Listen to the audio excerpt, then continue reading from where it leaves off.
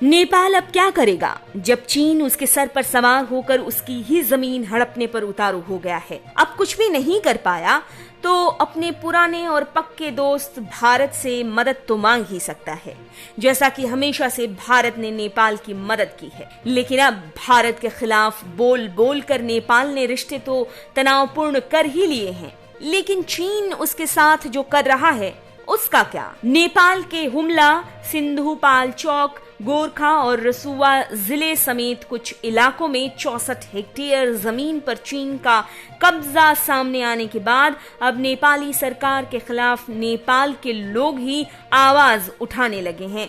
विपक्षी पार्टी नेपाली कांग्रेस के 3 सांसदों ने तो अपने पीएम केपी शर्मा ओली को चिट्ठी भी लिख दी और चीन से जमीन वापस लेने तक की मांग कर डाली। एक लोकल अखबार में इस बारे में खुलासा किया गया कि आज से नहीं बल्कि नेपाल के रुईगुआन गांव में तो पिछले 60 साल से ही चीन का राज चल रहा है और न तो चीन के इस कब्जे का नेपाल ने कभी विरोध किया। नेपाल सरकार के आधिकारिक नक्शे में चीन के कब्जे वाले इस जमीन को नेपाल की सीमा के अंदर ही दिखाया गया है। ऐसे में नेपाल के सांसद ही नहीं बल्कि वहां की जनता भी अपने देश के इस भाग को बचा लेने की गुहार अपनी सरकार से लगा रही है।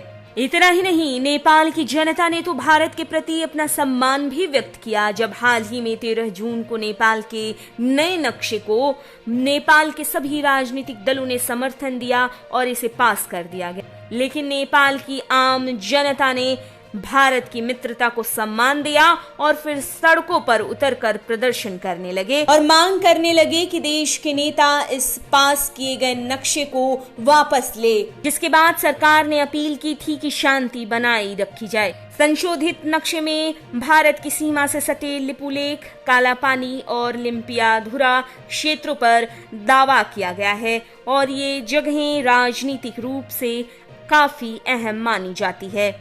नेपाल के लिए भारत हमेशा ही भाईचारे और मित्रता का ही भाव रखता आया है, लेकिन हाल के दिनों में दोनों देशों के बीच बढ़ता तनाव इस गहरी मित्रता में दरार डालता दिख रहा है। लेकिन दोनों देशों की जनता को शायद ये स्वीकार नहीं, क्योंकि दोनों एक दूसरे के देश को अपना दूसरा घर मानते हैं।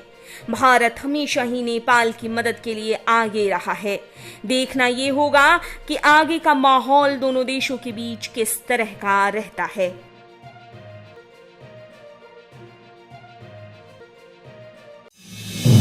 आप देख रहे हैं नेटरिक न्यूज, साहस सच कहने का।